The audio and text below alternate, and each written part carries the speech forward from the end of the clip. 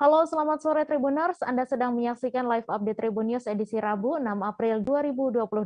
Sore ini akan kami sajikan informasi teraktual dan menarik yang dilaporkan secara langsung oleh reporter lapangan kami. Bersama saya, Mesa Desirait, inilah live update selengkapnya. Kita ke informasi pertama Tribuners, tanah longsor di Kota Malang menyebabkan 6 rumah milik warga RT 5 RW 6 Kelurahan Kota Lama, Kecamatan Kedung Kandang, Kota Malang hanyut terbawa aliran air Sungai Brantas. Kejadian yang terjadi pada Selasa 5 April siang kemarin itu merupakan kejadian tanah longsor yang kedua setelah sebelumnya terjadi pada Desember 2021 kemarin. Untuk info selengkapnya akan disampaikan langsung oleh rekan jurnalis Surya Malang, Rifki Edgar yang kini sudah terhubung bersama kami. Silakan Rifki. Baik, Mei.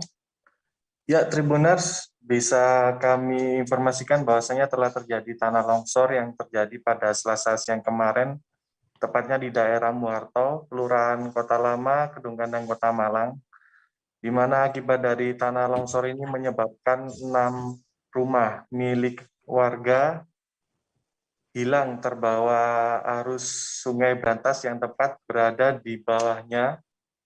Dan kejadian ini mengakibatkan para warga tersebut harus mengungsi untuk sementara waktu ke rumah kerabat mereka ataupun ke sanak saudara mereka. Dan dari hasil pantauan kami pada saat siang tadi, di mana saat ini masih belum dilakukan proses evakuasi untuk membenahi bongkaran akibat tanah longsor ini, mengingat karena longsoran baru saja terjadi itu mengakibatkan rawan adanya longsor susuran. Dan hal ini membuat petugas dari BPBD Kota Malang dan juga dari relawan membuat semacam garis kayak seperti polis line tersebut di lokasi kejadian itu, agar nantinya tidak ada warga ataupun masyarakat yang mencoba untuk mendekati ke lokasi bencana. Dan seperti yang diinformasikan oleh warga setempat, Subandi, itu sempat menyampaikan bahwasannya sebelum kejadian longsor ini terjadi, warga sejak seminggu yang lalu sudah mewanti-wanti dan sudah mengetahui adanya tanda-tanda longsor ini akan terjadi. Hal ini bisa dilihat dari sejumlah tembok warga itu yang sudah mengalami keretakan, dan keretakan tersebut berangsur hingga sampai hari ketiga sebelum bencana longsor itu terjadi. Oleh sebab itu, warga berbondong-bondong untuk mulai mengambil perabotan yang ada di rumah untuk diselamatkan terlebih dahulu agar nantinya bisa terselamatkan ketika adanya bencana longsor. Dan prediksi dari warga tersebut akhirnya terbukti setelah pada Selasa kemarin sekitar pukul 11 siang terjadi tanah longsor, meskipun pada saat itu cuaca sedang cerah dan tidak ada hujan, tanah longsor itu langsung mengambleskan 6 rumah yang ada di bantaran sungai tersebut. Dan kejadian ini merupakan kejadian yang kedua di lokasi yang sama. Setelah pada akhir tahun kemarin atau tepatnya Desember 2021 kemarin itu tanah longsor juga terjadi di sana dan menghanyutkan atau menghilangkan 7 rumah milik warga sekitar. Dan hingga sampai saat ini warga masih mengungsi, dan sedangkan pemerintah Kota Malang sendiri saat dimintai konfirmasi masih melakukan koordinasi dengan Balai Besar Wilayah Sungai, pemerintah Provinsi Jawa Timur, bahwasanya karena memang wewenangan dari sepanjang aliran das Brantas ini merupakan wewenangnya BBWS, artinya pemerintah Kota Malang di sini hanya bisa melakukan koordinasi saja. Dan untuk seperti apa nanti tindak lanjutnya, pemerintah Kota Malang melalui Wali Kota Malang Sutiaji saat ini juga masih menunggu instruksi langsung, karena memang kejadian, maksud kami Kota Malang sendiri merupakan salah satu kota yang memang dialiri aliran Sungai Brantas, dan kejadian seperti ini, tanah longsor, banjir, dan lain sebagainya itu memang kerap kali terjadi, terutama pada saat musim hujan seperti saat ini. Seperti itu informasi yang bisa kami sampaikan dari Kota Malang, Mei. Baik, terima kasih Rifki atas laporan Anda, dan Tribunars, wartawan kami juga telah menghimpun wawancara dengan salah seorang warga serta Wali Kota Malang. Berikut tayangannya untuk Anda. Nah, kemarin itu sempat ada tanda-tanda sih sebelumnya, ada tanda-tanda mungkin 1 minggu sebelumnya itu memang ada tanda-tanda retak-retak rambut begitu. Itu pun dampak dari mungkin longsor yang duluan waktu sehabis banjir bandang. Jadi dampaknya itu terasa mungkin sekitar 1 minggu dari sekarang ini ada retak-retak rambut begitu. Terus lah kemarin dalam 3-4 hari sampai hari kejadian terasa sangat signifikan sekali untuk longsor begitu. Jadi ada semakin melebar.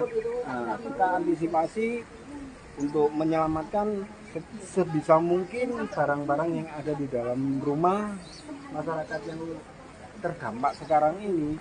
Sebisa mungkin kita mengeluarkan barang-barang yang bisa diselamatkan. Oh gitu. Tidak semua barang bisa dikeluarkan karena kondisinya sudah semakin parah. Jadi masih ada barang-barang, ada juga yang sempat terbawa longsor, punya masyarakat yang masih belum bisa diselamatkan itu masih ada juga yang di dalam. Lah sedetik-detik menjelang longsor itu kita stop untuk evakuasi barang-barang yang tidak bisa diselamatkan. Kita utamakan menyelamatkan nyawa. Artinya ini warga sudah merasakan itu 3-4 hari sebelum kejadian, Pak ya? Ya, ada tanda-tanda. Tanda-tanda itu langsung kemudian mulai antisipasi. Nah, termasuk sekarang ada masalah yang berada di bantaran sungai, Mas. Ya, ini kami hanya sekedarnya menangani sekedar gitu aja. Ya, keputusan sebetulnya adalah di DAS. Ya, BBWS-nya yang menentukan, ya, karena ini bukan wilayah kami. Seperti daerah seandainya ada jalan yang rusak dan itu jalannya jalan provinsi atau jalan pusat.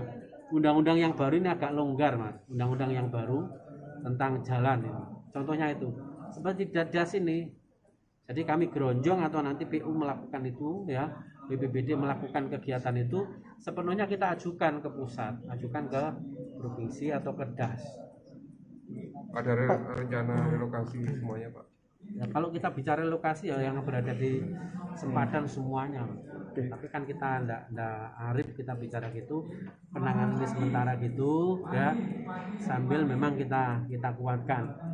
Ya memang, Mas, ini sudah orang jangan gini loh, dulu enggak ada. Sekarang sudah diperingatkan mungkin 2 tahun yang lalu bahwa sekarang ada yang namanya metro hidrologi ya. Ini adalah curah hujan yang begitu tinggi ya, disertai petir dan angin, itu memang siklus sekian tahunan gitu, sehingga hujan sebentar sungai-sungai udah banyak penuh, jalan-jalan sudah itu, dan terjadi di mana-mana. Kemarin saya berjalan dari Kediri itu gitu, banyak juga kerusakan dan banjir. Pak, hasil koordinasi dengan BBWS dulu seperti apa, Pak? Katanya dulu kan sempat mau koordinasi soal sudah, Mas, koordinasinya sudah terus-menerus, dan sana kan juga kaitannya sekali lagi kaitannya dengan anggaran juga. Yang namanya refocusing bukan hanya di kota, refocusing di provinsi, refocusing itu di pusat. Gudang mebel di Desa Samatan, Kecamatan Propo, Kabupaten Pamekasan, Madura, ludes dilalap api pada Selasa 5 April pukul 21.30 waktu Indonesia Barat. Diketahui gudang mebel tersebut milik Marsito. Dugaan sementara terjadinya kebakaran gudang mebel tersebut karena korsleting listrik. Untuk info selengkapnya akan disampaikan langsung oleh rekan jurnalis Tribun Madura, Kuswanto Ferdian, yang kini sudah terhubung bersama kami. Silakan, Kuswanto.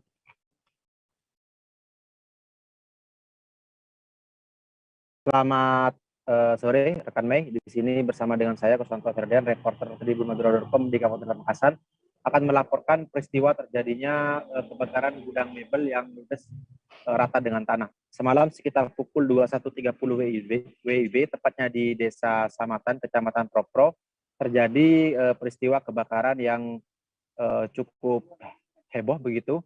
Sebuah gudang mebel dilalap api dan rata dengan tanah.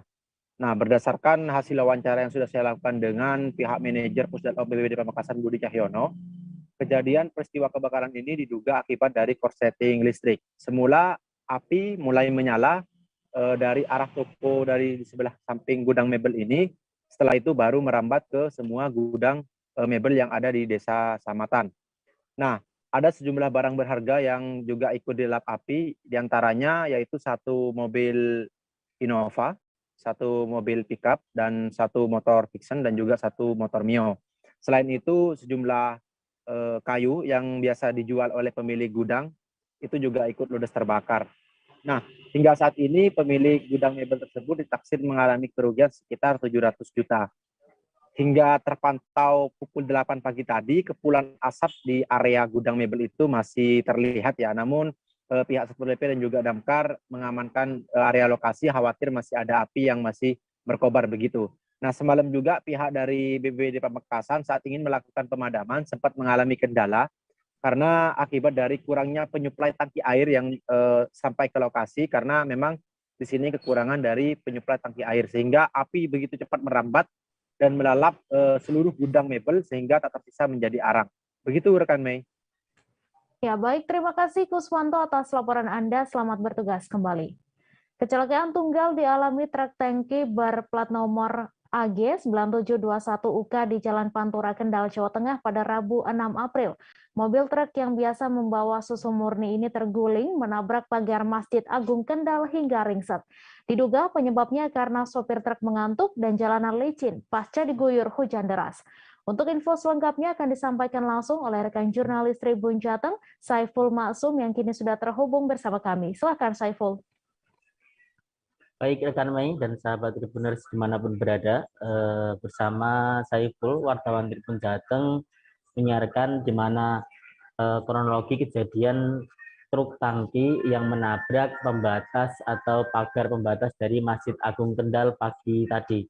Nah, diketahui bahwa truk tangki bernopol AG 9721 UK ini dikendarai oleh Siswanto bersama seorang kernet. Nah, truk berjalan dari arah Jakarta menuju Tulungagung, Jawa Timur. Saat itu muatan tangki atau truk yang biasa muat susu murni ini dalam keadaan kosong karena muatan dari susu sudah di dropping di Jakarta. Nah, saat kejadian kondisi cuaca di wilayah Kabupaten Kendal dikabarkan hujan deras sehingga jalanan di Pantura terpantau licin. Nah, kejadian ini diperkirakan terjadi pada pukul 4.30 pagi tadi. Saat itu kondisi arus lalu lintas lenggang, namun untuk kondisi di sekitar Masjid Agung Kendal saat itu dalam kondisi sepi karena jamaah dari masjid sedang menunaikan sholat ibadah sholat jamaah subuh ya. Diketahui bahwa saat itu pasca kejadian sopir truk bersama kernetnya mengalami luka ringan, tidak ada korban jiwa dalam peristiwa kali ini. Selain merobohkan atau merusak dari pagar Masjid Agung Kendal ini, truk tangki yang mengalami kecelakaan juga menimpa satu becak dan juga satu kios. Namun kondisinya tidak terlalu parah dan sudah bisa dievakuasi. Nah, jajaran dari Satlantas Polres Kendal sendiri tiba di lokasi saat setelah kejadian berlangsung dan segera membantu proses evakuasi baik korban maupun material yang terkena dari dampak kecelakaan ini. Nah, sahabat Tribuners, untuk proses evakuasi dari truk tangki ini, meskipun dalam keadaan kosong, namun cukup menyusahkan dari para evakuator karena bagian depan atau roda bagian depan ini menyangkut di pagar-pagar besi dari masjid, sehingga proses evakuasi yang dilakukan dengan menggunakan alat berat mobil derek ini sempat terkendala hingga beberapa jam. Dari proses evakuasi mulai pukul 7 pagi, badan truk bisa terangkat sekitar pukul 11 siang, kemudian dibantu dengan jajaran dari Satlantas Polres Kendal, truk bisa dievakuasi ke tempat yang lebih lenggang sehingga arus lalu lintas di wilayah Jalan Pantura dari arah Jakarta menuju Kota Semarang ini terpantau lancar kembali. Begitu rekan Mei. Ya, baik, terima kasih Saiful atas laporan Anda. Selamat bertugas kembali. Polres Ponorogo menetapkan 7 pemuda Desa Sambilawang, Kecamatan Bungkal sebagai tersangka kasus tindak pidana kepemilikan bahan peledak pada Selasa 5 April. Tindak pidana tersebut terungkap setelah adanya peristiwa ledakan petasan mercon di Desa Sambilawang pada Senin 4 April yang mengakibatkan luka berat pada tangan kanan pemuda setempat bernama Iqbal. Menindaklanjuti insiden tersebut, petugas kepolisian Polres Ponorogo melakukan penyelidikan dan memperoleh informasi bahwa ledakan petasan mercon tersebut berasal dari bubuk mesiu. Untuk info selengkapnya akan disampaikan langsung oleh rekan jurnalis Tribun Jatim, Sofyan Chandra Arif yang kini sudah terhubung bersama kami. Silakan Chandra. Halo, selamat siang rekan Mei, selamat siang Tribuners. Ya, dapat dilaporkan Polres Ponorogo telah menetapkan 7 pemuda di Desa Sambilawang, Kecamatan Bungkal, Kabupaten Ponorogo sebagai tersangka kasus tindak pidana kepemilikan dan penggunaan bahan peledak. Tindak pidana ini terungkap setelah adanya peristiwa ledakan petasan yang ada di desa setempat pada Senin 4 April kemarin tengah malam yang mengakibatkan luka berat pada tangan kanan pemuda setempat bernama Iqbal. Kejadiannya sendiri, saat itu Iqbal mengira mercon yang baru saja ia nyalakan gagal meledak sehingga ia memutuskan untuk memeriksa petasan tersebut.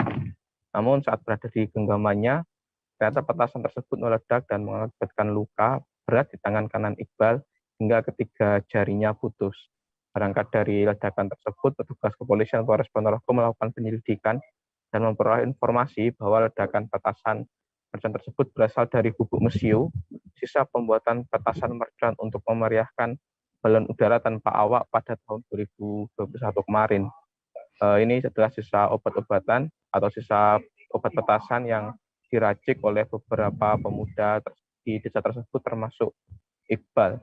Setelah terjadi ledakan tersebut, petugas melakukan olah tempat kejadian perkara dan menemukan sejumlah barang bukti berupa satu buah petasan tanpa sumbu dengan ukuran kurang lebih 4,5 cm dan satu plastik sisa ledakan petasan. Selain itu juga ditemukan 7 buah potongan paralon berbagai ukuran dan buku bekas serta barang bukti lain yang salah satunya adalah 1.238 buah selongsong petasan yang ada di rumah AS di Desa Sambilawang. Mereka membeli secara patungan dan digunakan oleh pemuda setempat untuk membuat petasan mercon yang rencananya akan digantungkan di balon udara tanpa awak pada Lebaran atau Idul Fitri tahun 2022 ini, Mei. Setelah cukup mengumpulkan barang bukti, Polres mengamankan 7 pelaku yang diduga berkaitan dengan peristiwa tersebut untuk proses penyelidikan lebih lanjut.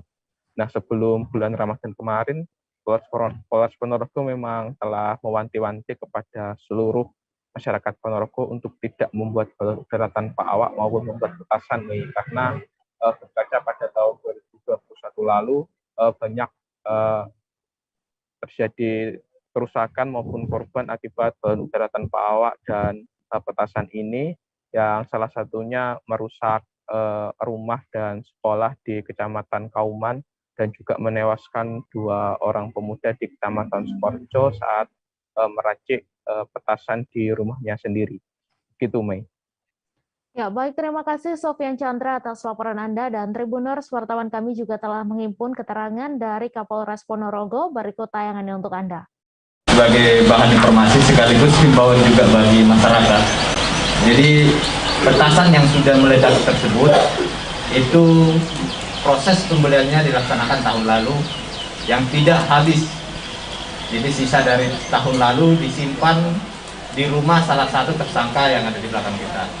Kemudian mereka macam pemanasan lah, awalnya meledakkan yang sudah meledak tersebut ternyata langsung menelan korban.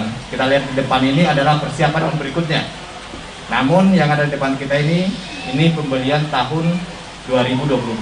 Jadi kita himbau kepada masyarakat yang masih memiliki bahan-bahan tersebut, kami sarankan diserahkan kepada pihak kepolisian untuk kita amankan sehingga tidak terjadi hal-hal yang tidak kita inginkan dan tidak terjerat tindak pidana sebagaimana tersangka yang ada di proses sekarang ini. Demikian kira-kira.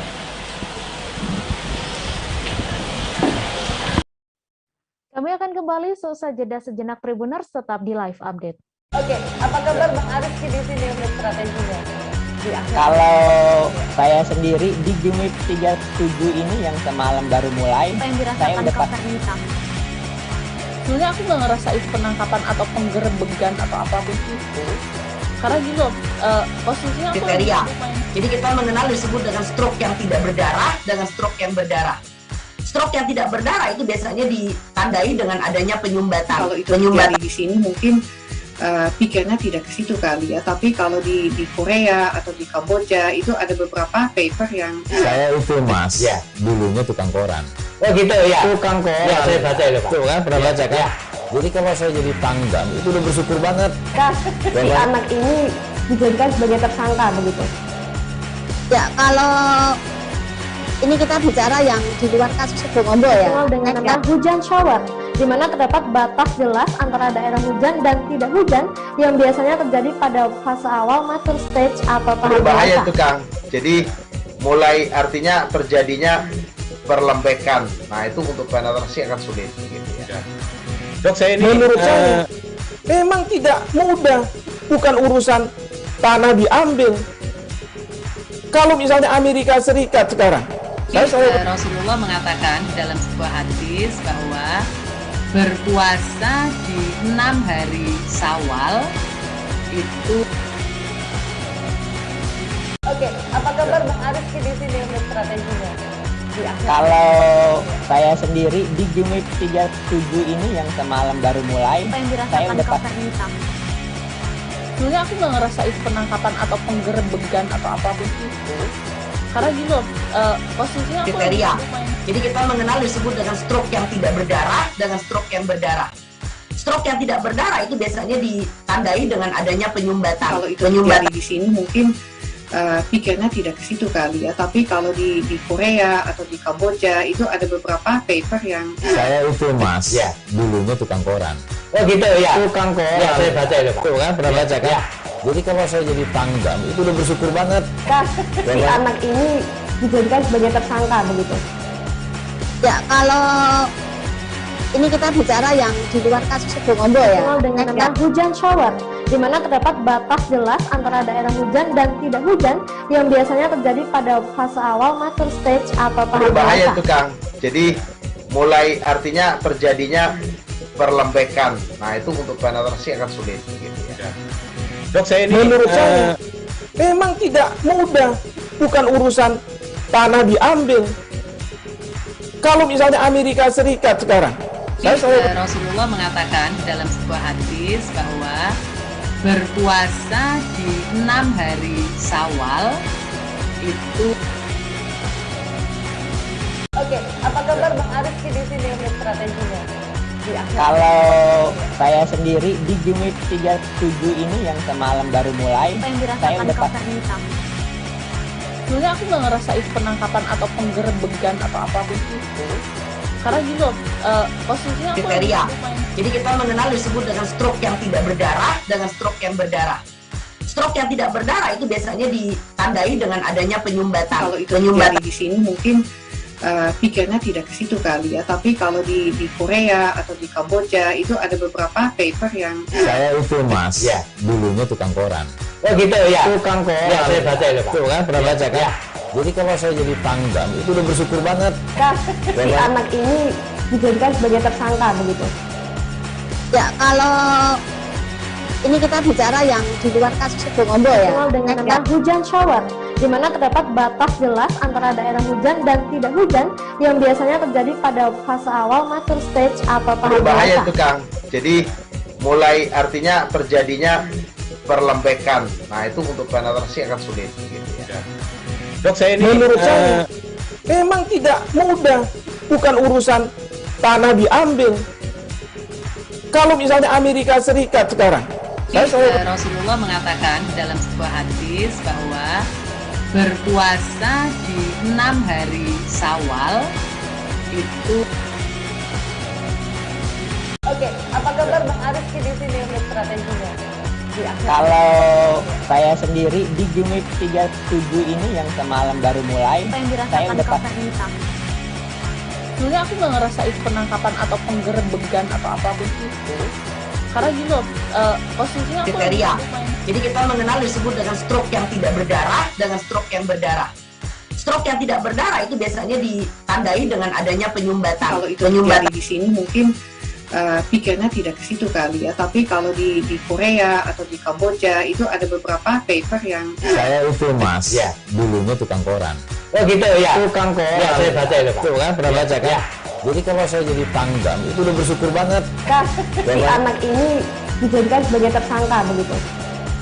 Ya, kalau ini kita bicara yang di luar kasus Sibolombo ya. Dengan nama hujan shower, di mana terdapat batas jelas antara daerah hujan dan tidak hujan yang biasanya terjadi pada fase awal master stage atau tahap Berbahaya dewasa. itu Kang.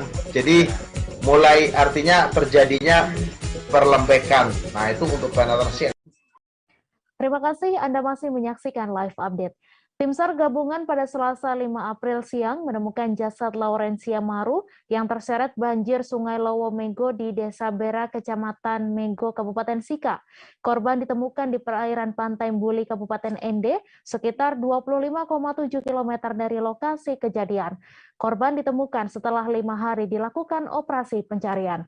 Untuk info selengkapnya akan disampaikan langsung oleh rekan jurnalis Tribun Flores, Nofri Fuka, yang kini sudah terhubung bersama kami. Silakan Nofri.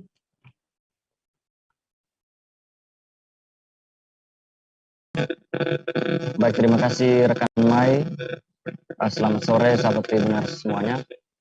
Dapat kami sampaikan bahwa sekitar tanggal 5 April 2022 siang, kemarin dulu, tim SAR gabungan dari Sika menemukan jasad Laurencia Maru yang berumur 4 tahun dan adapun juga jasad dari Laurencia Maru ini sudah dilakukan pencarian oleh tim SAR gabungan selama 5 hari, dan penemuan jasad tersebut juga terjadi di Pantai Buli, tepatnya di Kabupaten Ende.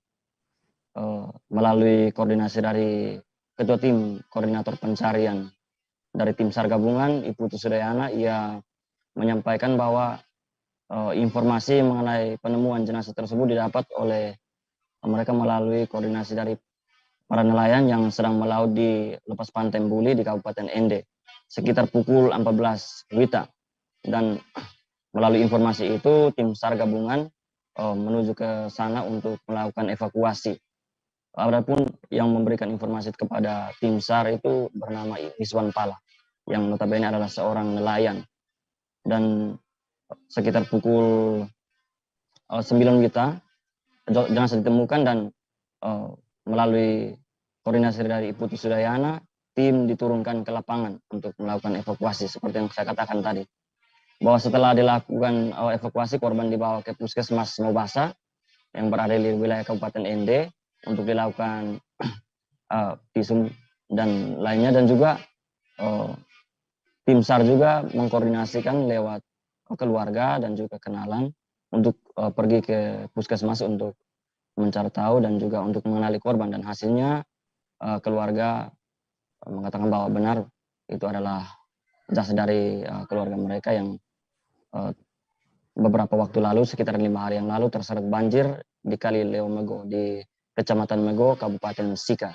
Dan pada 5 April kemarin ia ditemukan sekitar 25,7 km di lepas Pantai Buli.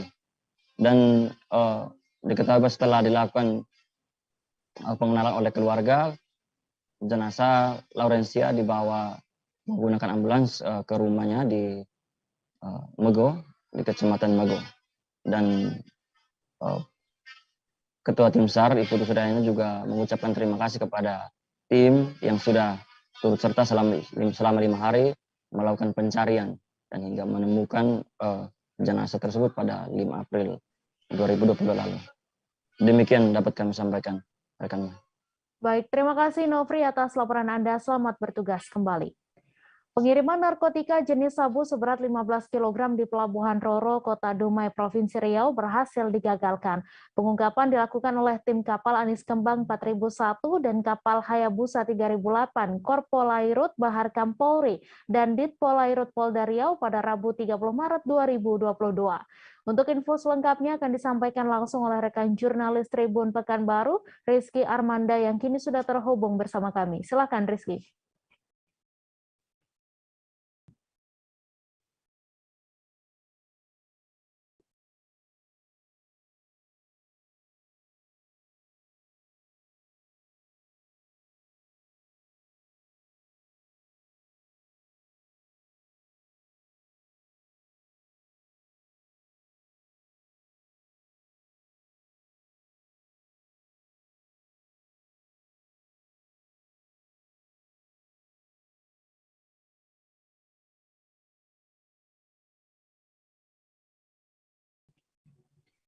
Silahkan Rizky dengan laporan Anda.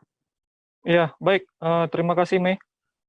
Dapat saya laporkan bahwa tim gabungan kepolisian air dari Korpol Airut Mabes Polri bersama dengan Direktorat Polisi Air Polda Riau berhasil menggagalkan pengiriman 15 kg narkotika jenis sabu. Dan pengungkapan ini dilakukan oleh tim di salah satu pelabuhan Roro di Kota Dumai pada akhir Maret 2022 yang lalu. Dan berdasarkan informasi yang disampaikan oleh pihak kepolisian bahwa pengungkapan ini bermula dari informasi yang didapatkan oleh tim tentang akan adanya seorang pria yang akan membawa barang yang dicurigai atau diduga kuat berisi narkotika jenis sabu. Dan diduga narkotika ini merupakan dipasok dari negeri jiran Malaysia. Pelaku berinisial AW, seorang diri, ketika itu menumpang kapal Roro dari Pulau Rupat menuju Kota Dumai, dan sesampainya di Pelabuhan Roro, tim yang sudah bersiaga langsung mengamankan pelaku dan melakukan penggeledahan. Dan benar saja, ketika itu tim berhasil menemukan barang bukti 15 paket atau 15 bungkusan yang dicurigai, dan setelah dibuka ternyata berisi narkotika jenis sabu. Dan selain satu tersangka tadi, polisi juga menangkap 2 orang tersangka lainnya yang diduga merupakan kurir, dan keduanya membawa narkotika jenis sabu seberat 30 gram lebih. Dan Kapolda Riau, Irjen Pol Muhammad Iqbal, pada kegiatan konferensi pers kemarin menyampaikan bahwa pihaknya masih melakukan perburuan terhadap sejumlah orang yang diduga kuat termasuk dalam jaringan pengedar narkotika jenis sabu ini. Dan Iqbal menjelaskan bahwa pelaku sudah diketahui identitasnya dan masih berada di sekitaran Pulau Sumatera. Dan untuk penyelidikan dan pengejaran lebih lanjut saat ini tim masih berada di lapangan dan masih berupaya untuk mencari keberadaan para pelaku lainnya ini. Dan Irjen Iqbal juga menyatakan ketegasannya bahwa untuk pengedar narkoba atau juga bandar akan dikenakan sanksi yang begitu tegas dengan hukuman yang berat, begitupun juga nanti oleh pihak kejaksaan di bagian penuntutan dan vonis di bagian pengadilan. Begitu, Mi. Ya, baik, terima kasih Rizky atas laporan Anda, dan Tribuners, wartawan kami juga telah menghimpun wawancara dengan Kapolda Riau. Berikut tayangannya untuk Anda. Hari ini sudah ada di hadapan kita 15 kg sabu dan juga 30,56 gram sabu yang berhasil diungkap oleh tim gabungan dari Korpol Airut Bahar Kampolri yang bertugas di perairan Dumai, yang sehari-hari memang di BKO-kan ke Polda Riau, dan juga dibantu oleh rekan-rekan dari Direktorat Polairut Polda Riau. Dan ini menunjukkan bahwa semua mesin-mesin kepolisian negara Republik Indonesia concern dan tentunya dibantu oleh teman-teman BNN untuk menjaga agar barang-barang seperti ini tidak masuk dan berhasil kita cegah. Seperti biasa, saya akan menyampaikan quote bahwa kita akan terus memerangi peredaran gelap narkoba ini. Dan ini lagi-lagi masuknya dari perairan Bengkalis. Tersangkanya juga dari situ. Ya. Aliran tersangkanya, jaringan tersangkanya sedang diburu, doakan saja kita dapat. Masih di Pulau Sumatera. Dan kita 4 sepeda motor yang digunakan pelaku balapan liar diamankan Satlantas Polres Sidrap. Pelaku balapan liar tersebut sempat kabur bersama motornya ke sawah saat dikejar polisi. Video pelaku aksi balapan liar yang lari ke sawah tersebut juga viral dan tersebar di aplikasi pesan. Untuk info selengkapnya akan disampaikan langsung oleh rekan jurnalis Tribun Timur, Nining Anggriani, yang kini sudah terhubung bersama kami. Silakan, Nining. Ya, baik. Terima kasih, Mei. Jadi perlu diketahui Tribuners, Polres Sidrap bakal rutin mengamankan pelaku aksi balapan liar selama Ramadan ini. Nah, Polres Sidrap menerjunkan personel gabungan dari Satlantas, Satsamapta, Satreskrim, dan Satintelkam untuk melakukan penindakan terhadap pelaku aksi balapan liar tersebut. Nah, penertiban dilakukan sepanjang jalur 2 depan Rujak Bupati Sidrap dan jalur 2 kantor SKPD, yang dimana 2 jalur tersebut kerap terjadi aksi balapan liar yang dilakukan oleh muda-mudi atau remaja selama bulan Ramadan ini. Nah, pada Senin kemarin 4 sepeda motor yang dipakai pelaku balapan liar ini diamankan Satlantas Polres Sidrap, di mana para pelaku ini sempat lari ke sawah pada saat hendak dirazia oleh petugas. Nah, video pelaku aksi balapan liar ini pun viral karena sampai lari ke sawah, kemudian berhasil diamankan oleh Satlantas Polres Sidrap. Nah, dari video tersebut, para remaja ini berusaha mengevakuasi motornya sendiri dari sawah yang pada saat itu lokasi sawahnya tersebut berair atau becek ya, Tribuner, sehingga agak susah untuk dievakuasi. Kemudian, keempat motor tersebut diangkat ke mobil Satlantas Polres Sidrap untuk diamankan ke Polres Sidrap. Nah, menurut Kasat Lantas Polres Sidrap, AKP Mahrus Ibrahim, menyebutkan bahwa pelaksanaan patroli pada bulan Ramadan ini dilakukan untuk mengantisipasi terjadinya gangguan Kamtipnas dan aksi balapan liar oleh kalangan muda-mudi di wilayah hukum Polres Sidrap.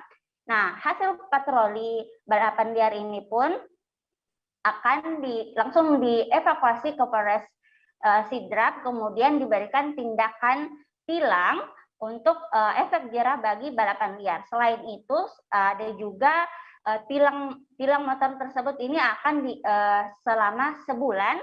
Jadi para pelaku balap liar ini tidak bisa mengambil motornya selama sebulan jika tidak dilakukan perjanjian terhadap pelaku balap liar dan polisi agar tidak mengulangi aksinya tersebut lagi. Kemudian adapun Kasat Lantas Polres Sidrap mengimbau kepada masyarakat, terutama kalangan muda-mudi, untuk tidak melakukan aksi balap liar ini pada bulan Ramadan. Jika hal itu terjadi, petugas jajaran Polres Sidrap tidak segan-segan akan menindak tegas pelaku dengan menilang motor pelaku selama sebulan ini. Seperti itu, Mei. Ya, baik. Terima kasih, Nining, atas laporan Anda. Selamat bertugas kembali. Majelis Hakim Pengadilan Negeri Jakarta Timur telah membacakan putusan atas perkara dugaan tindak pidana terorisme terhadap terdakwa mantan Sekretaris Umum Front Pembela Islam Munarman. Adapun pembacaan vonis itu digelar dalam sidang pada Rabu 6 April langsung dari ruang sidang utama Pengadilan Negeri Jakarta Timur. Dalam putusannya, hakim menyatakan terdakwa Munarman terbukti secara sah bersalah melakukan tindak pidana terorisme dan menjatuhkan hukuman pidana 3 tahun penjara. Untuk info selengkapnya akan disampaikan langsung oleh rekan jurnalis Tribun News, Rizky Sandi Saputra, yang kini sudah terhubung bersama kami. Silakan Rizky. Ya, selamat sore Mei dan juga Tribuners. Bisa disampaikan bahwa Pengadilan Negeri Jakarta Timur pada hari ini, hari Rabu 6 April 2022, telah menggelar sidang putusan atas terdakwa mantan Sekretaris Umum Front Pembela Islam atau mantan Sekum FPI, yakni Munarman, atas perkara dugaan tindak pidana terorisme. Di mana dalam perkara ini hakim menyatakan bahwa Munarman terbukti secara sah dan meyakinkan melakukan tindak pidana terorisme dan diancam hukuman pidana, yakni divonis hukuman pidana 3 tahun penjara. Adapun Mei dalam putusan ini hakim tidak sependapat begitu atau berbeda pendapat dengan jaksa penuntut umum, di mana dalam putusan ini hakim menyatakan kalau Munarman ini terbukti secara sah dan meyakinkan melanggar dakwaan ketiga dari jaksa penuntut umum, sedangkan dalam tuntutan jaksa penuntut umum yang menuntut Munarman 8 tahun pidana penjara, itu jaksa menjatuhkan pada dakwaan kedua. Adapun dakwaan ketiga yang dijadikan referensi dari majelis hakim untuk menjatuhkan putusannya, yakni Munarman disebut bersalah melakukan tindak pidana sebagaimana diatur dalam pasal 13 huruf C tentang tindak pidana pemberantasan terorisme. Mei dalam perkara ini tadi Munarman juga mengajukan pihaknya akan banding gitu terhadap dengan putusan tersebut karena dirinya masih saja tidak mengaku untuk melakukan tindak pidana terorisme. Hal senada juga disampaikan oleh jaksa penuntut umum yang menuntut Munarman 8 tahun penjara. Tadi juga jaksa menyatakan akan banding begitu terkait dengan vonis tersebut. Begitu Mei. Ya baik, terima kasih Rizky atas laporan Anda, dan Tribuners, wartawan kami juga telah menghimpun wawancara dengan kuasa hukum Munarman. Berikut tayangannya untuk Anda. Ya, beliau didakwakan divonis, dalam hal ini divonis terkait dengan pasal 13, yaitu menyembunyikan informasi.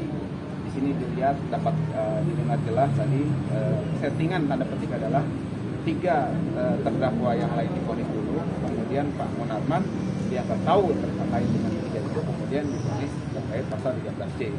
Jadi divonis 3 tahun dan pasti kita akan banding karena banyak fakta yang tadi kita sama-sama dengar itu tidak sesuai dan itu fatal. Sesuai dengan musyawarah tadi kami menyatakan banding, dan juga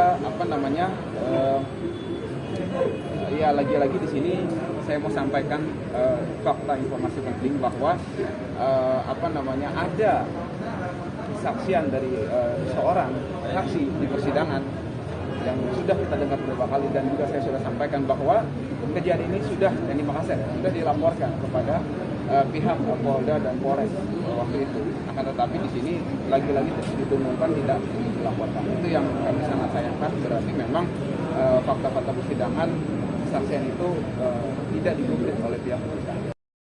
Anggota Dewan Pengawas Komisi Pemberantasan Korupsi, Albertina Ho, dilaporkan ke Dewas KPK karena diduga telah melanggar etik terkait pemberian fasilitas khusus dari sebuah rumah sakit di Jakarta Pusat.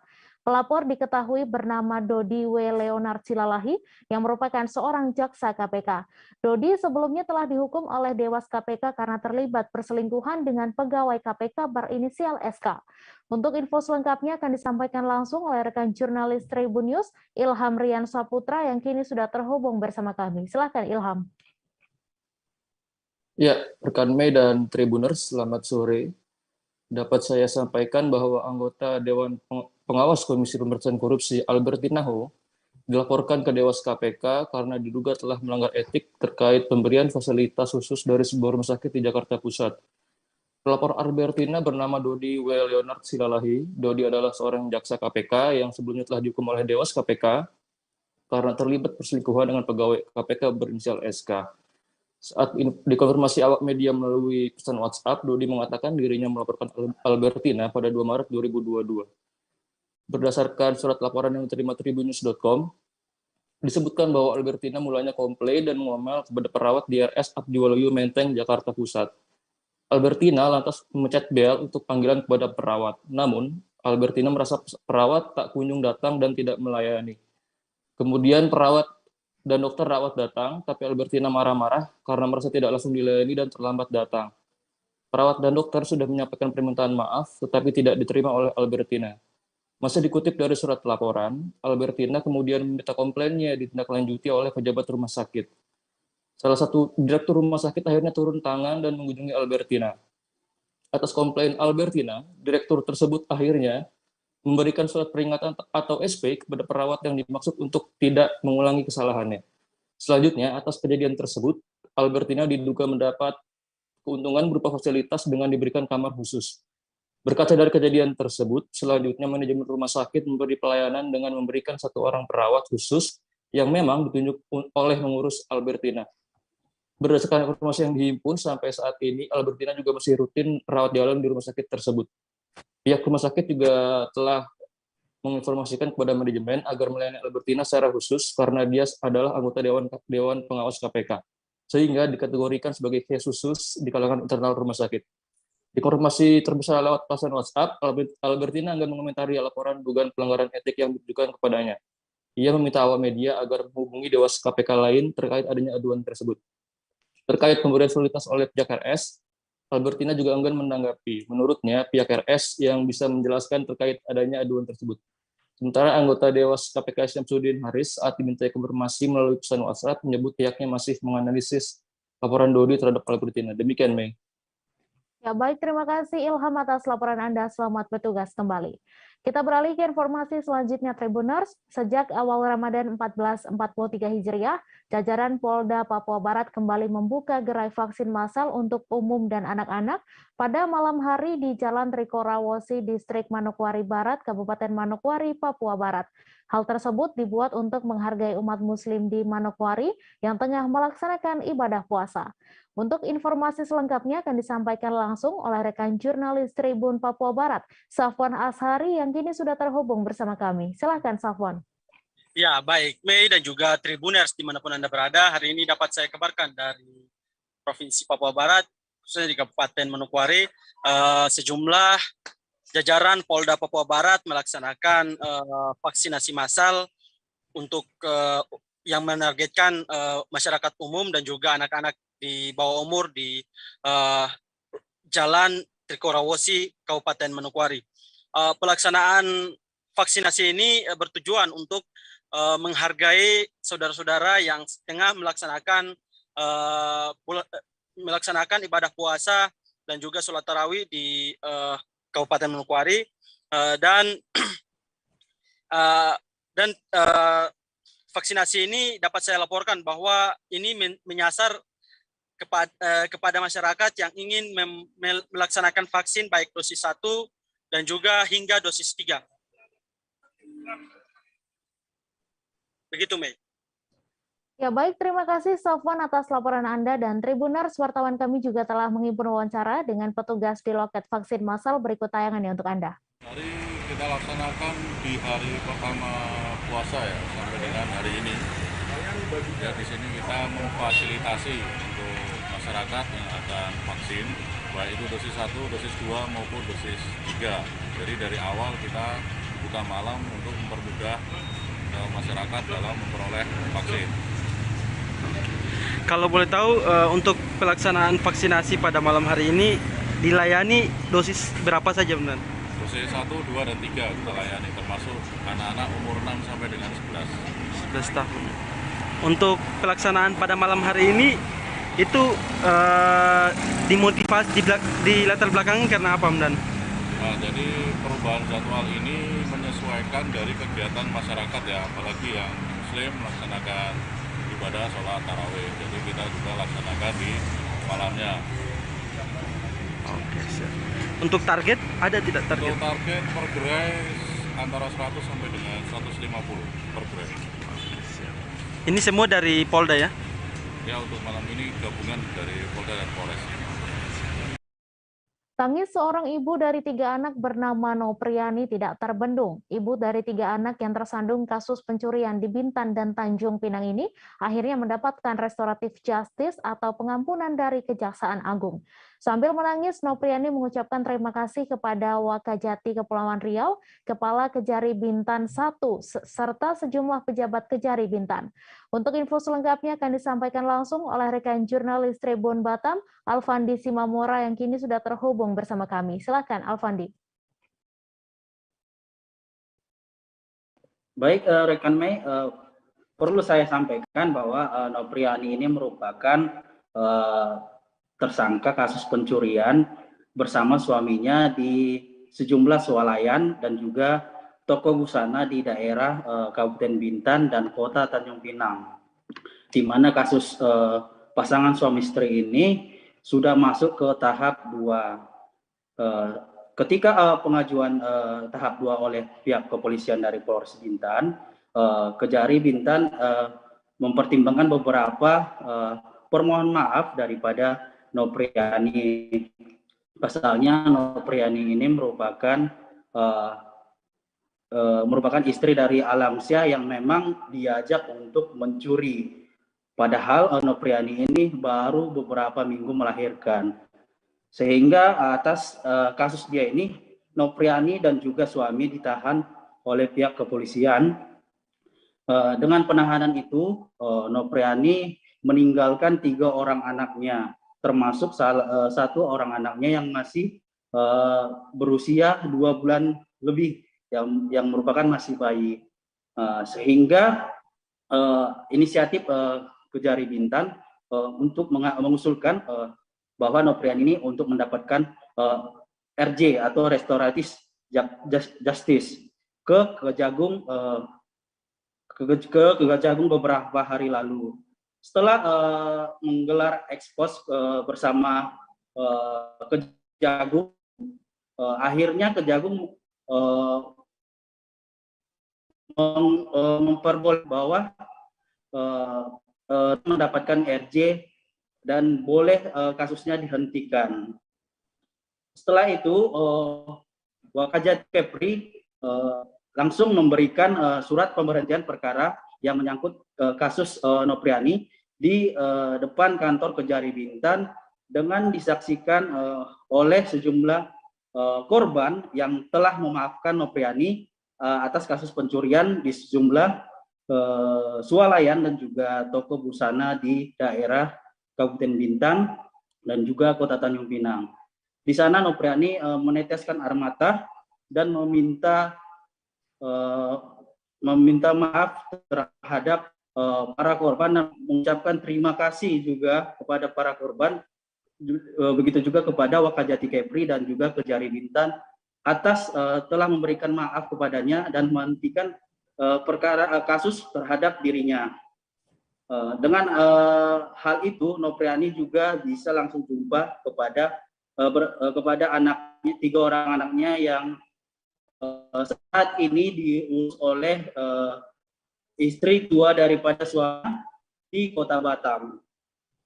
Dan kemarin Nopriani sudah berjumpa dengan anaknya, 3 orang anaknya, termasuk bayi yang baru dilahirkan ibu 3 anak ini di Kota Batam. Demikian rekan. Ya, baik. Terima kasih Alfandi atas laporan Anda, dan Tribuners, wartawan kami juga telah menghimpun wawancara dengan Nopriani. Berikut tayangannya untuk Anda. Saya sangat terima kasih kepada semuanya, para Kejati, Sapidu, dan jaksa semuanya. Saya berterima kasih sudah dikasih kesempatan, dan saya pun tidak akan mengulangi lagi, dan saya pun berjanji tidak akan mengulangi lagi kejadian seperti ini. Dan saya sangat menyesali karena saya lakukan ini semuanya untuk ekonomi kebutuhan hidup. Untuk anak sendiri sekarang di mana, Kak? Untuk anak saya sekarang ada di Batam. Gimana perasaan kakak dalam waktu dekat akan ketemu anak-anak lagi? Saya sangat senang dan bahagia karena saya mau jumpa anak. Anak yang kecil itu umurnya berapa sekarang? 2 bulan, sebulan gitu? 2 bulan Mau jalan 3 bulan, Pak. Itu cewek cuma Cowok. cowok. Iya. Kalau yang pertama sama yang kedua anaknya? Kalau yang pertama umurnya 8 tahun, cewek. Kalau yang kedua umurnya 4 tahun. Cowok. Iya, cowok. Kalau di Kayu Kami masih akan menyajikan informasi menarik untuk Anda. Selesai jeda sejenak, tetap di live update. Oke, apa kabar Bang Ariski di sini untuk strateginya? Kalau saya sendiri di Gumip 37 ini yang semalam baru mulai, Apa yang saya dirasakan udah Kak Fernita? Sebenarnya aku nggak ngerasain penangkapan atau penggerebegan atau apapun itu. Karena gini loh, posisinya aku Kriteria. Jadi kita mengenal disebut dengan stroke yang tidak berdarah dengan stroke yang berdarah.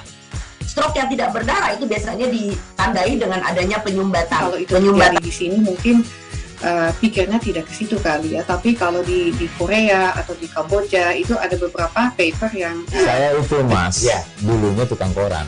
Oh gitu ya. Tukang koran. Ya, saya baca itu Pak. Tuh kan, pernah baca kan? Jadi kalau saya jadi pangdam, itu udah bersyukur banget. Si anak ini dijadikan sebagai tersangka begitu.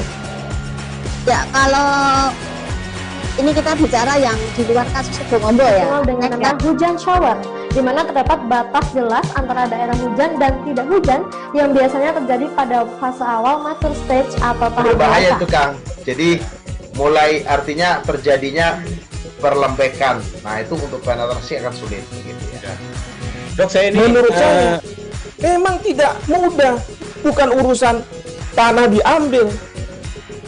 Kalau misalnya Amerika Serikat sekarang, Rasulullah mengatakan dalam sebuah hadis bahwa berpuasa di 6 hari Syawal itu.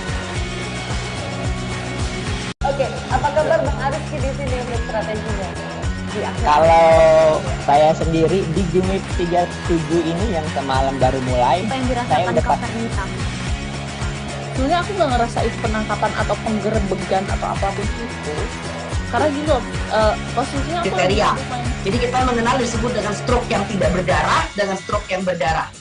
Stroke yang tidak berdarah itu biasanya ditandai dengan adanya penyumbatan. kalau itu terjadi di sini mungkin pikirnya tidak ke situ kali ya, tapi kalau di Korea atau di Kamboja itu ada beberapa paper yang Saya itu Mas, dulunya tukang koran.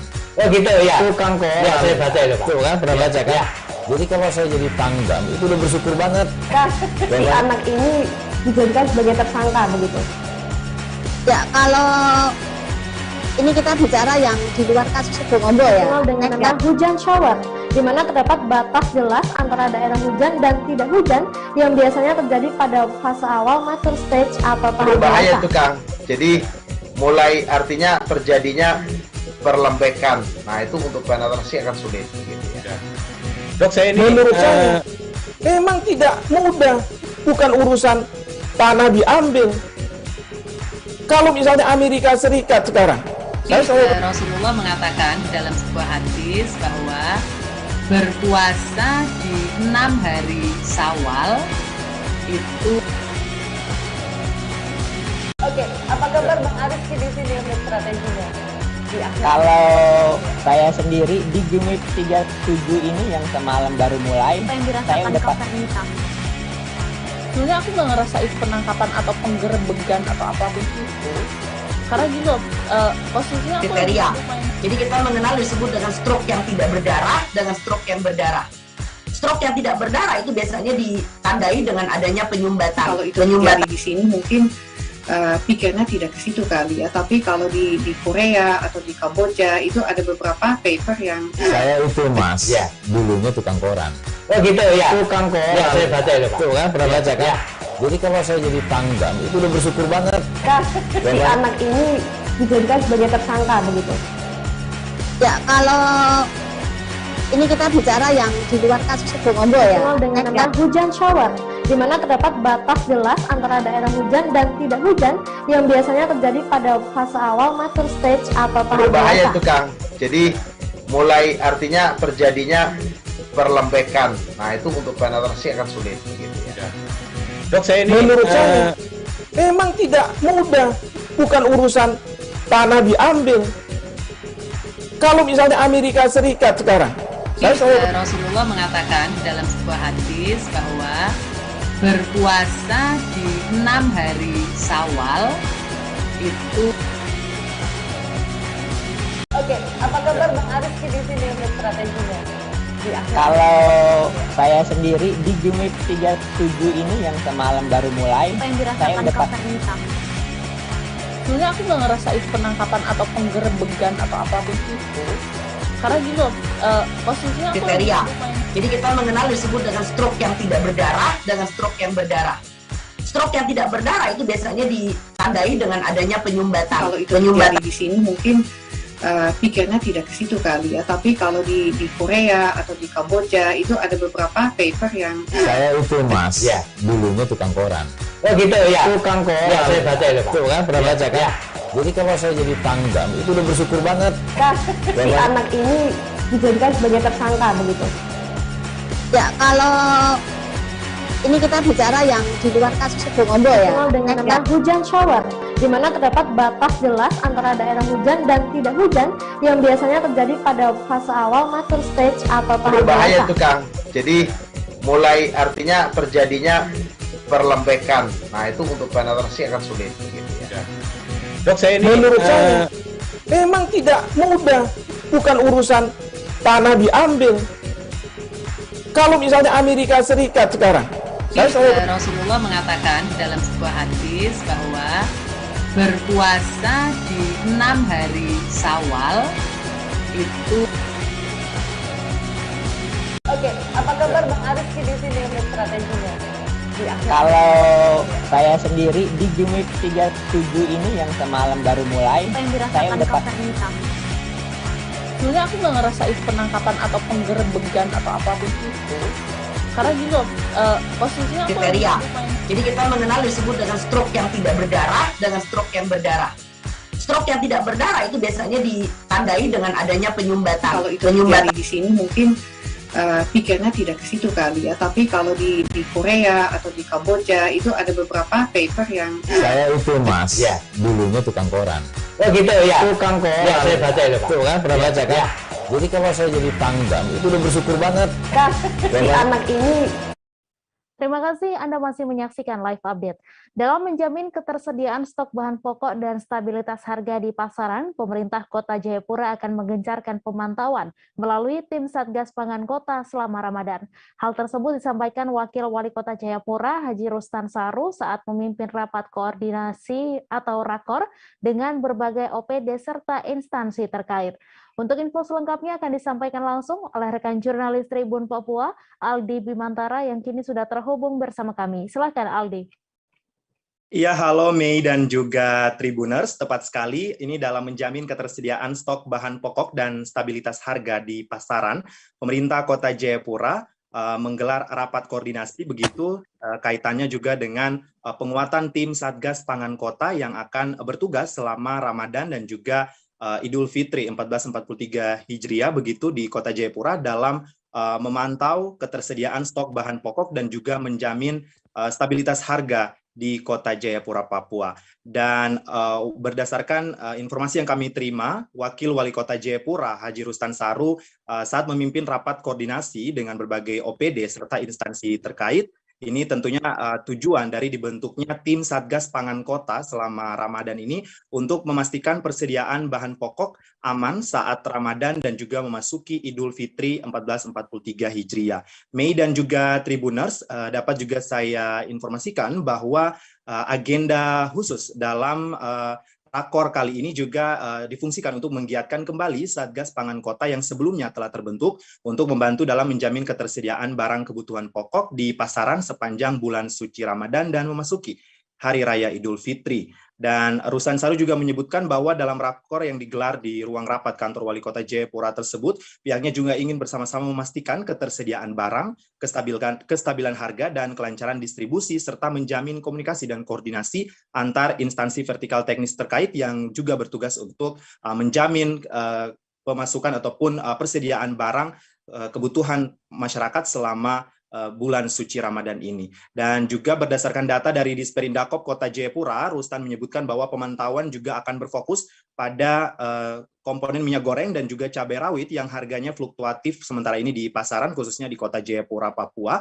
Dan diharapkannya dengan mengoptimalkan peran tim Satgas Pangan Kota Jayapura, diharapkan bisa mendapatkan informasi harga yang beredar di pasaran, serta bagaimana ini untuk menjamin kebutuhan masyarakat saat Ramadan dan juga menyambut Hari Raya Idul Fitri 1443 Hijriah. Pihaknya juga tak segan akan melakukan penindakan administratif apabila kedapatan oknum yang menimbun minyak goreng ataupun kebutuhan lainnya selama Ramadan dan juga menjelang Idul Fitri. Mei, demikian untuk sementara laporan singkat saya terkait dengan pembentukan Satgas Penanganan Kota di Kota Jayapura, Papua. Untuk sementara kembali ke Mei di studio.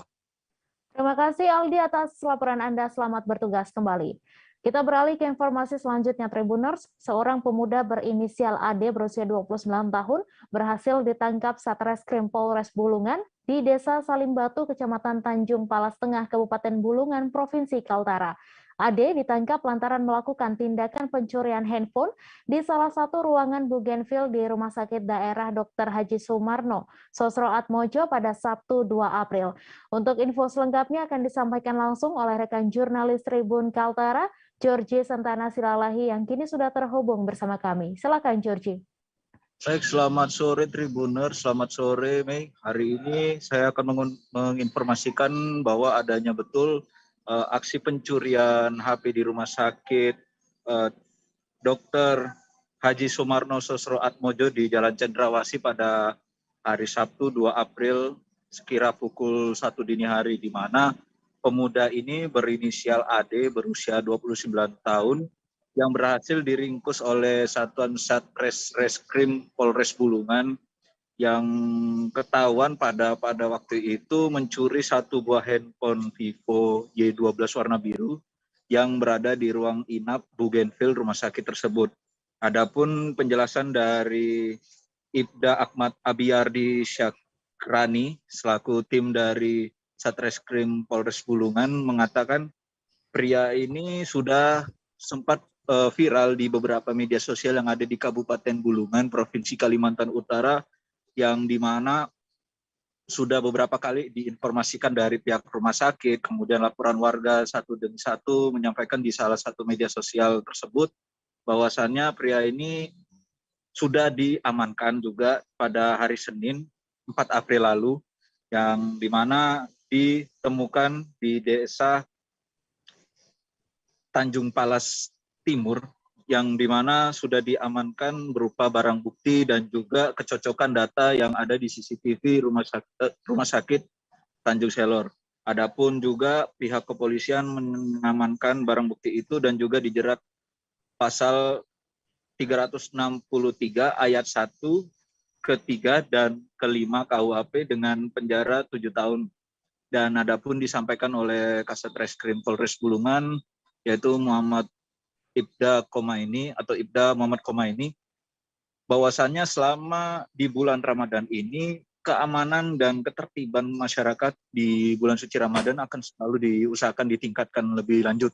Sebab bahwasannya di Kabupaten Bulungan ini selain adanya maraknya terjadi pencurian, juga sering terjadi adanya kasus-kasus yang berupa tidak diduga-duga seperti uang palsu dan juga seperti demikian pencurian barang-barang berharga.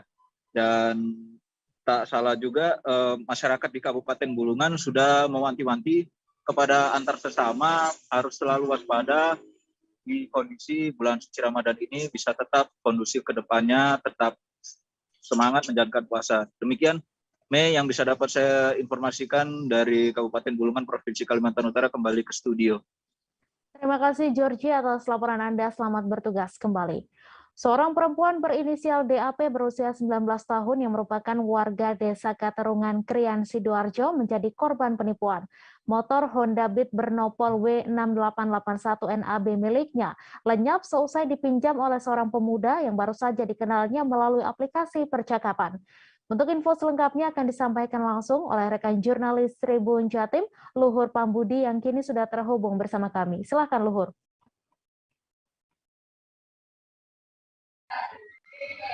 Oke, terima kasih dulur Tribuners dimanapun Anda berada. Jadi memang isi dan pencurian motor yang dilakukan oleh si pelaku yang kami laporkan ini adalah dengan modus meminjam motor tak kunjung kembali ya kepada si korban, dan uniknya adalah korban baru mengenal pelaku melalui aplikasi pertemanan bernama Tantan yang baru dikenal kurang dari 24 jam.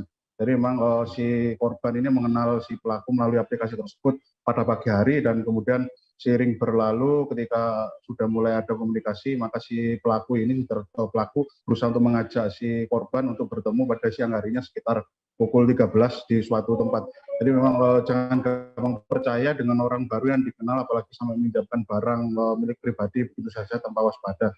Malah memang akan bernasib seperti DAP yang korban ini berusia sekitar 19 tahun yang merupakan warga desa Katurungan Prian, Sidoarjo.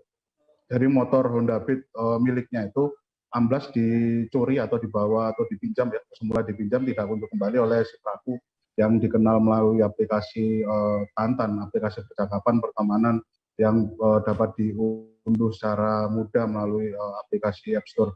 Jadi cerita memilukan itu dialami oleh DAP ketika berkenalan dengan si pelaku yang mengaku bernama Fahri, kemudian mengajak bertemu ya di suatu tempat di kawasan Jalan Kesatrian Sawunggaling Wonokromo, Surabaya. Jadi si korban ini diminta untuk mendatangi suatu tempat yang berjarak antara, jadi korban ini berada di Sidoarjo, harus datang ke suatu daerah di Surabaya yang berjarak sekitar 26 km atau dengan waktu tempuh 47 menit ya ke lokasi sesuai dengan permintaan dari si Fahri yang mengaku demikian ya namanya, dan diajak bertemu di suatu tempat Jalan Kesatrian Wonokromo. Ketika sudah menunggu pukul 13 atau pukul 1 siang ya di lokasi sesuai dengan permintaan si Fahri itu, ternyata korban malah justru menemui seorang laki-laki dengan tinggi badan 160 cm berpenampilan kasual, yakni mengenakan kaos hitam, bercelana panjang jeans, dan terdapat tanda bekas tato pada lengan tangan kiri dari pria tersebut, yang ternyata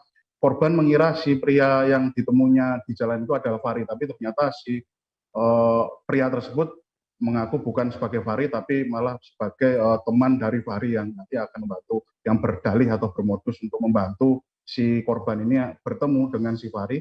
Namun pertemuan itu bukan di tempat di kawasan mereka bertemu saat itu, tapi di tempat lain yang ternyata jaraknya, jadi ada dua tempat yang ternyata jaraknya sekitar 8 km dari tempat semula dari kawasan Wonokromo menuju ke kawasan Kecamatan Kerembangan, masih di kota Surabaya, yang berjarak sekitar 8 km atau dengan waktu tempuh 23 menit.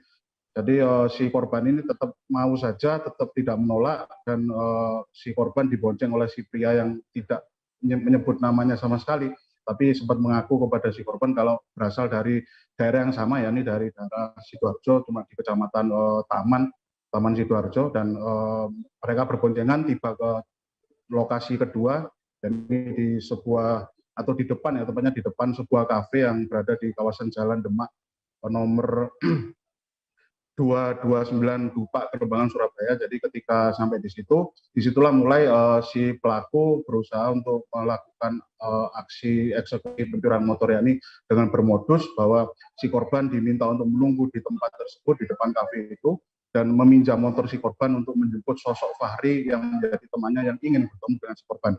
Jadi disitulah modus awal yang merupakan modus pamungkas dari si pelaku untuk melancarkan aksi untuk mencuri motor. Dan si korban hingga di lokasi kedua itu benar-benar mengaku kepada kami wawancara memang tidak memantik rasa curiga sama sekali terhadap si korban, dan tetap mau saja menuruti apa yang diinginkan oleh si pelaku.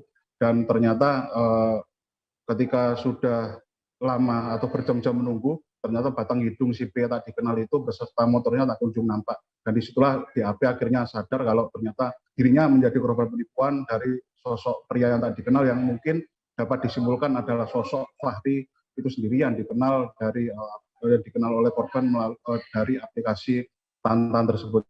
Dan si korban ketika sadar dirinya sudah ketipu, maka korban langsung melakukan aktivitas pelaporan ya, melaporkan insiden tersebut pertama ke Mapolsek Kerembangan, kecamatan di situ. Jadi ternyata dari pihak penyidik menganjurkan lebih lanjut kepada pihak korban untuk segera melaporkan ke Polres Pelabuhan Tanjung Perak, Surabaya.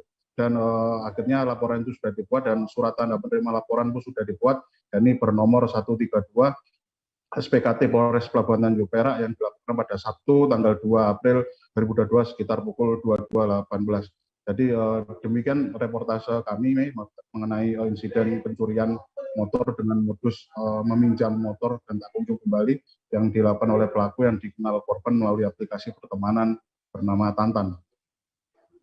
Terima kasih Luhur atas laporan Anda. Selamat bertugas kembali. Badai siklon Seroja pada awal April 2021 lalu meninggalkan banyak jejak. Selain memakan korban jiwa, angin kencang dan hujan disertai banjir bandang itu meninggalkan beberapa genangan besar yang nyaris merendam rumah warga.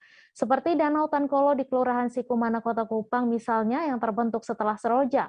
Lokasi bekas ladang sayur itu digenangi air setinggi hampir 5 meter dan menggenangi setidaknya 300 meter persegi luas kebun sayur. Untuk info selengkapnya akan disampaikan langsung oleh rekan jurnalis Pos Kupang, Irfan Hoi, yang kini sudah terhubung bersama kami. Silakan Irfan.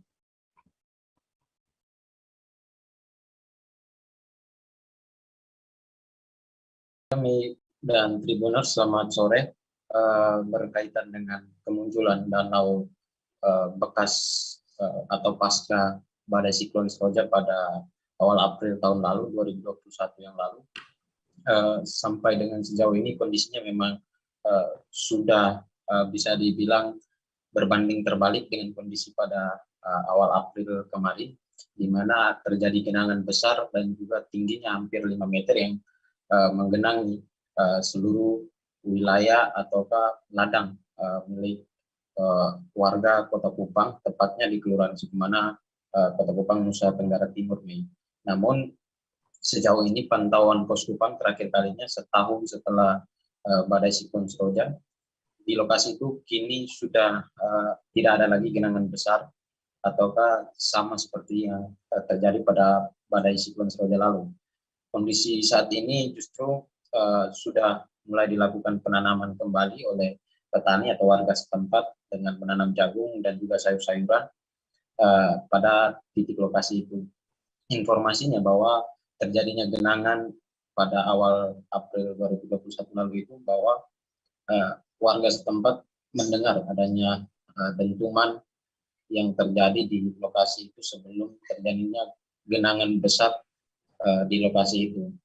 Sementara penjelasan dari geolog dari Universitas Nusa Cendana sendiri menyebutkan kalau memang wilayah di Kota Kupang, Nusa Tenggara Timur sendiri memang wilayah dengan topografi khas mayoritas, sehingga banyak sekali muncul mata air apabila hujan dengan intensitas yang cukup tinggi mengguyur wilayah Kota Kupang dan sekitarnya. Nah, hal ini juga disarankan oleh pihak geolog sendiri agar pemerintah setempat melakukan pemetaan terhadap wilayah-wilayah yang menjadi sumber atau pemicu terjadinya genangan-genangan seperti ini, sehingga aliran atau mata air yang ada bisa dialirkan melalui saluran irigasi yang kemudian nantinya dibuat oleh pemerintah kota melalui pemetaan pada tahap perencanaan awal. Sampai dengan sejauh ini kondisi terkini di Danau Tankolo ataukah di Kelurahan Sikumana itu sudah tidak ada lagi, sama seperti prediksi yang disampaikan oleh pihak geolog dari Universitas Nusa Cendana bahwa genangan itu bersifat sementara dan akan surut seiring dengan kondisi cuaca ataukah kondisi hujan yang tidak lagi turun di wilayah Kota Kupang dan sekitarnya. Demikian laporan dari Kupang, dari Sikumana, Nusa Tenggara Timur. Saya kembalikan. Terima kasih Irfan atas laporan Anda. Selamat bertugas kembali. Deretan mobil balap klasik berjejer di dalam Hall G-Expo Kemayoran, Jakarta Pusat. Mobil balap kuno ini hadir di acara Indonesia International Motor Show atau IIMS 2022 sebagai pendukung pameran IIMS.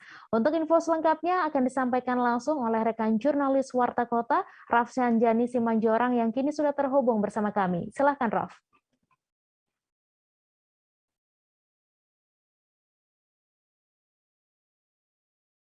Terima kasih rekan Mei. Memang jika Anda berkunjung ke Indonesia International Motor Show yang digelar di G-Expo Kemayoran hingga 10 April mendatang, maka Anda akan menemukan salah satu booth bernama booth Classic race display, di mana di sini ditampilkan ada 9 mobil klasik, mobil balap klasik maksud saya, yang memang dikendarai juga oleh para jurumudinya di Sentul dan dibawa ke pameran Indonesia International Motor Show sebagai bentuk dukungan untuk pergelaran dari IIMS. Adapun Ketua Perhimpunan Penggemar Mobil Kuno Indonesia, Roni Arifudin, saat ditemui di lokasi belum lama ini, mengatakan pihaknya tiap tahun memeriahkan Indonesia International Motor Show. Dan tahun ini tema yang diambil oleh pihaknya yaitu Classic Race. Dan mobil yang ditampilkan di sini memang cukup kuno sekali karena kisaran pembuatannya tahun 60-an, 1960-an hingga tahun 1970-an, di mana yang termuda di dalamnya adalah tahun 1978.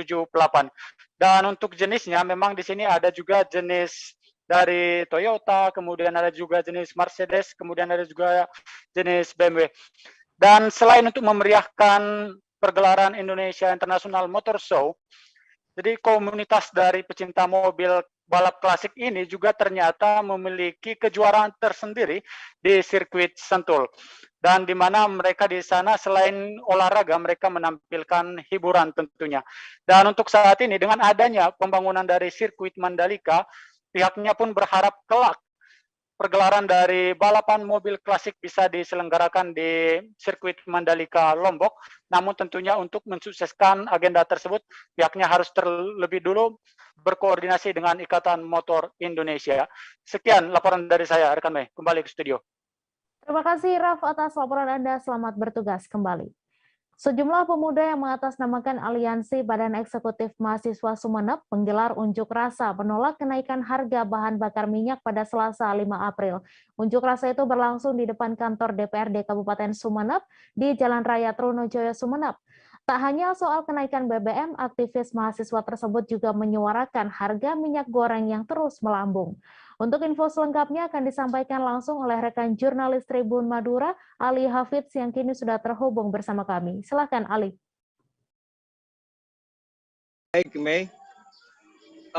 Sejumlah pemuda yang tergabung dalam Badan Eksekutif Mahasiswa Kabupaten Sumeneb menggelar unjuk rasa di depan kantor DPRD Kabupaten Sumeneb Madura, Jawa Timur pada hari ketiga di bulan Ramadan, di bulan puasa, yakni hari Selasa tanggal 5 April 2022 ya. Kedatangan mereka untuk memprotes pemerintah terkait naiknya harga BBM dan juga naiknya harga bahan minyak goreng di Kabupaten Sumeneb.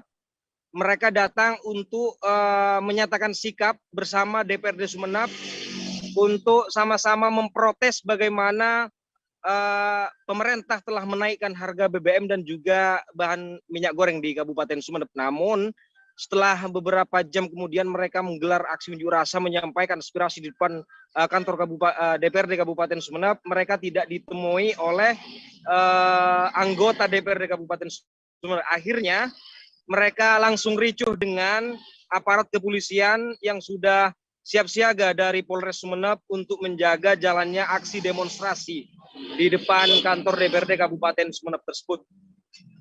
Kita sempat wawancara juga dengan Ketua BEM Kabupaten Sumeneb dengan Nur Hayat. Mereka maksud kedatangnya bukan untuk anarkis, cuman ingin menuntut atau menyatakan sikap bersama DPRD Kabupaten Sumeneb bagaimana juga memprotes soal naiknya harga bahan bakar minyak, terutama premium ya, dan juga minyak goreng di Kabupaten Sumeneb. Namun mereka pulang dengan kekecewaan karena tidak ditemui oleh anggota perwakilan rakyat yang ada di gedung DPRD Kabupaten Sumeneb, Mei. Begitu. Ya, baik, terima kasih Ali atas laporan Anda. Selamat bertugas kembali.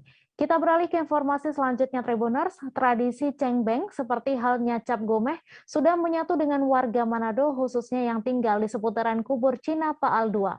Kedua peristiwa agama itu turut memperkokoh kerukunan antar umat beragama di Manado. Pada sembahyang cengbeng, selain berebutan barang sesembahan, warga kerap dijamu makan umat Tridharma. Untuk info selengkapnya akan disampaikan langsung oleh rekan jurnalis Tribun Manado, Arthur Rompis, yang kini sudah terhubung bersama kami. Silakan Arthur.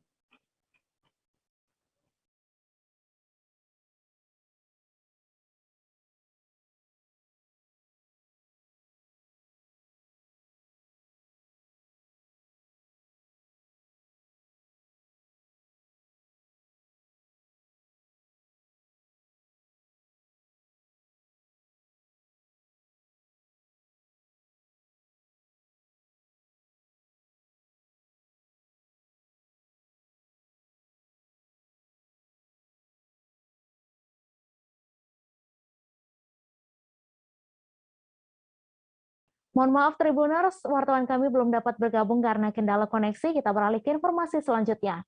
Buah durian masih menjadi primadona pada Ramadan 1443 Hijriah di kota Ambon hingga kini. Pasalnya, Ramadan tahun ini dibarengi dengan musim durian yang membanjiri kota Ambon. Berbagai hidangan olahan durian untuk menu berbuka puasa pun bermunculan. Beberapa menu olahan durian antara lain pancake durian, jus durian, hingga dodol durian mulai dijual di beberapa titik yang menjadi pasar Ramadan.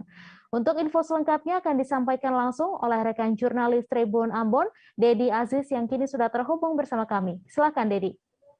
Ya, baik, terima kasih Mei dan Tribuners. Dapat kami laporkan bahwa saat ini di kota Ambon sedang banjir-banjirnya musim salah satu raja para buah, yaitu buah durian. Nah, durian yang ada di kota Ambon ini berasal dari beberapa daerah, antara lain ada dari Saparua, ada juga dari Alang, dan juga dari Jasirah Lehitu.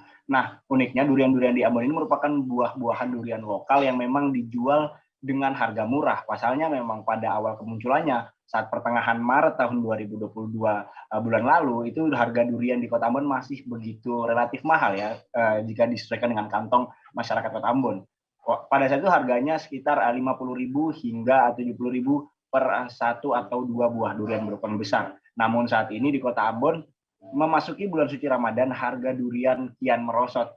Bisa dibilang bahwa saat ini dengan harga 9.000 atau 8.000 rupiah saja, para penikmat durian bisa merasakan sensasi durian dengan berbagai tekstur. Ada yang teksturnya seperti mentega, ada juga yang teksturnya seperti agak keras begitu ya. Nah, para penjual biasanya menjual di beberapa titik di kota Ambon, antara lain di depan pusat perbelanjaan Maluku City Mall, kemudian ada di Pasar Mardika Ambon, di Pesan Wayame kota Ambon. Itu mereka berjualan dengan satu unit biasanya dengan berbagai jenis mobil, ada dari mobil angkutan umum, kemudian ada dari mobil pick up, begitu dijejerkan durian-duriannya.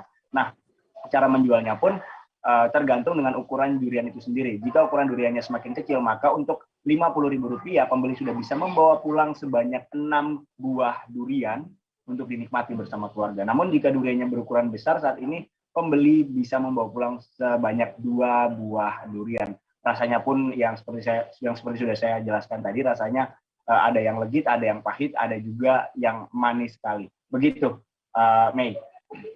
Ya baik, terima kasih Dedi atas laporan Anda. Selamat bertugas kembali. Kapolres Badung AKBP Leo Dedi De Freitas kembali melakukan sidak minyak goreng pada Rabu 6 April. Sidak dilaksanakan untuk mengantisipasi minyak goreng curah yang dikemas menjadi minyak premium. Ada beberapa tempat yang ditinjau, salah satunya perusahaan CV Ratnisari Olien yang berlokasi di Desa Sibangkaja, Abian Semal, Badung. Untuk info selengkapnya akan disampaikan langsung oleh rekan jurnalis Tribun Bali, Komang Agus Arianta, yang kini sudah terhubung bersama kami. Silakan Komang.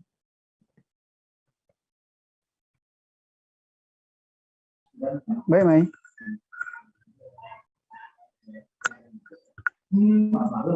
Silakan Komang dengan laporan Anda.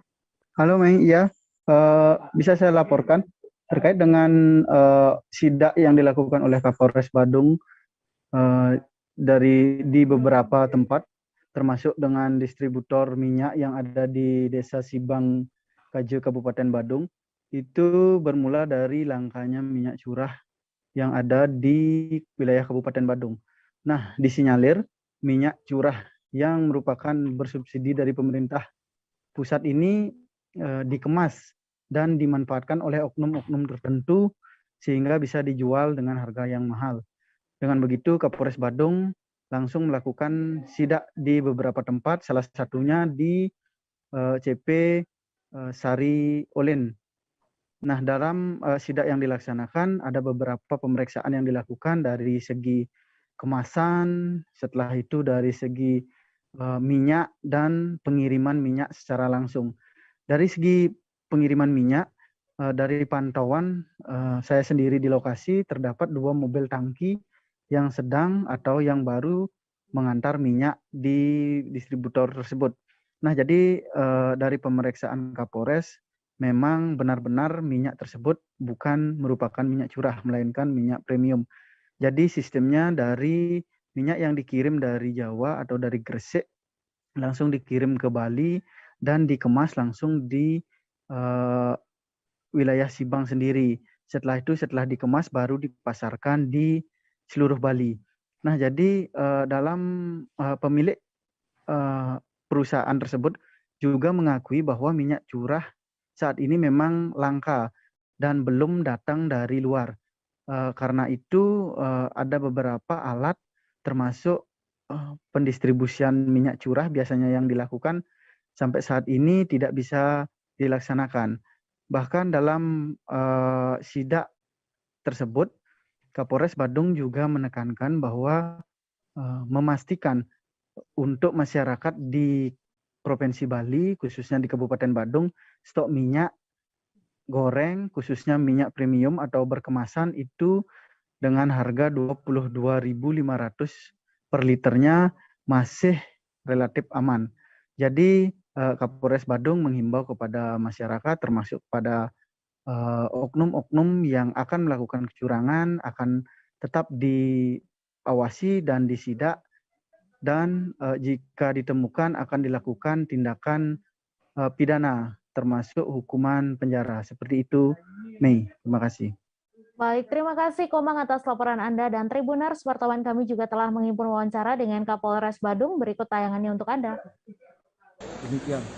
Namun sudah kurang lebih 10 hari kami cek di lokasi dari distributor atau kita gunakan istilah D1 ya, D1 belum ada pendistribusian, sehingga di lokasi ini sebagai lokasi di mana dari D1 mengirim ke D2 dan baru masuk ke D3 para pengecer sudah kurang lebih 10 hari belum ada.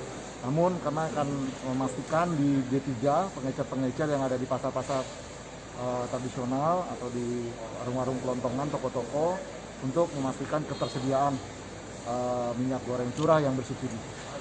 Berarti ini minyak goreng curah nih, atau yang ya, 10 hari ini industri yang kemasan. Nah. Yang belum terkirim 10 hari itu yang curah berarti? Yang bersubsidi ya, karena ada yang subsidi pemerintah ya, yang curah yang rate-nya sudah ditentukan oleh pemerintah. Dan untuk yang pengemasan ini memastikan bahwa yang dikemas itu yang bukan bersubsidi itu apa parameternya? Kita memastikan dari pendistribusiannya jelas, dari mulai DO pengiriman, kemudian dari prosesnya, perizinannya dan segala macam. Sampai kita lihat tadi penampungannya, prosesnya, kemudian kendaraan-kendaraannya kan tentu ada DO pengiriman ya dari lokasi Jawa, di mana mereka menjual secara kemasan. Jadi bukan kalau yang bersubsidi kan tidak ada kemasan dia, jadi masyarakat bisa membelinya dengan menggunakan apa? Membawa tempat sendiri. Ya, kita akan tindak lanjutin sekarang ke mana? Tradisi cengbeng seperti halnya cap gomez sudah menyatu dengan warga Manado, khususnya yang tinggal di seputaran kubur Cina Paal II. Kedua peristiwa agama itu turut memperkokoh kerukunan antara umat beragama di Manado. Pada sembahyang cengbeng, selain berebut barang sesembahan, warga kerap dijamu makan umat Tridharma. Untuk info selengkapnya akan disampaikan langsung oleh rekan jurnalis Tribun Manado, Arthur Rompis, yang kini sudah terhubung bersama kami. Silakan Arthur. Ya, selamat malam nih dan Tribuners. Jadi pada kemarin itu di Manado dan di seluruh Indonesia dilakukan tradisi cengbeng. Jadi tradisi ini dilakukan oleh umat keturunan Tionghoa yang beragama Tridharma.